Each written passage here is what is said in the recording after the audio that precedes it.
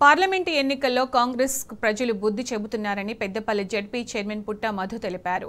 Congress party చేస్తున్న అక్రమాలు, అభివృద్ధి విషయంలో ప్రజలు అసంతృప్తితో ఉన్నారని పుట్ట మధు స్పష్టం చేశారు. మంథని నియోజకవర్గంలో కాంగ్రెస్ పార్టీ నేతలు అక్రమ ఇసుక మాఫియాను ప్రోత్సహిస్తున్నారని విమర్శించారు. లోక్సభ ఎన్నికల్లో బీఆర్ఎస్ పార్టీకి ఓటేసిన ప్రజలకు పుట్ట మధు కృతజ్ఞతలు చెప్పారు.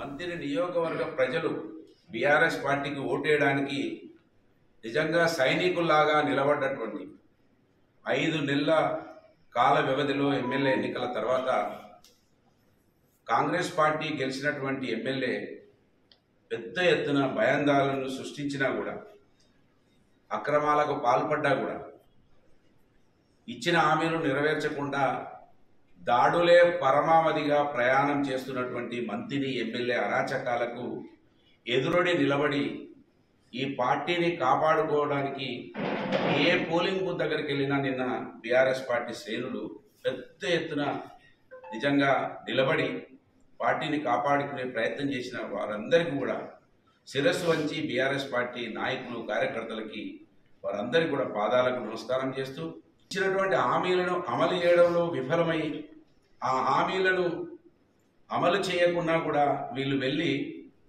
ఆయన 35 mm మాత్రమే సినిమా చూపించినని 70 mmలో త్వరలో చూపిస్తా అని భయభ్రాంతులకు గురి చేస్తే దానికి భయపడిపోయిన కొందరు, చిన్న చిన్న బిస్కెట్లకు ఆశపోయినటువంటి కొందరు ఇవాళ తల వంచుకునే విధంగా బీఆర్ఎస్ పార్టీ శ్రేణులు, నాయకులు, కార్యకర్తలు నిజంగా ప్రతి బూత్ దగ్గర వాళ్ళు నిలబడి ఈ పార్టీకి అండగా ఉన్నటువంటి తీరును చూసి నేను పులకించిపోయినా, చాలా సంతోషపడ్డా. చిన్న ఒక 3 కోట్లు 4 కోట్లు వస్తే చిన్న కాళేశ్వరం పూర్తయ్యేది, కాళేశ్వరం తాడిచెల్లట్టు భూపాలపల్లి రోడ్ పూర్తయ్యేది.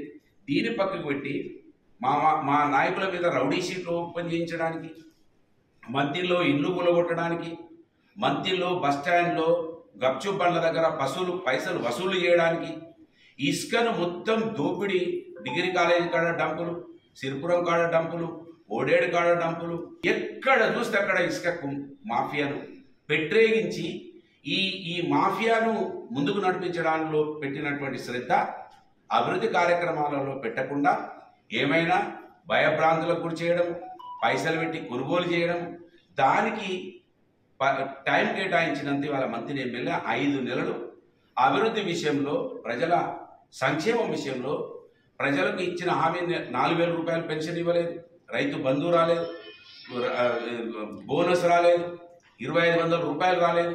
ఇవేమీ ఇవ్వకుండా భయభ్రాంతులకు గురి చేసి ఈ రాజ్యాంగం తెలియకుండా ఈ నియోజకవర్గంలో బానిసలుగా ప్రజలను, నాయకులను చేస్తూ ప్రజలను ఓట్లను వేయించుకుంటున్నటువంటి కాంగ్రెస్ పార్టీ యొక్క నీతిని బయటపెడతాం.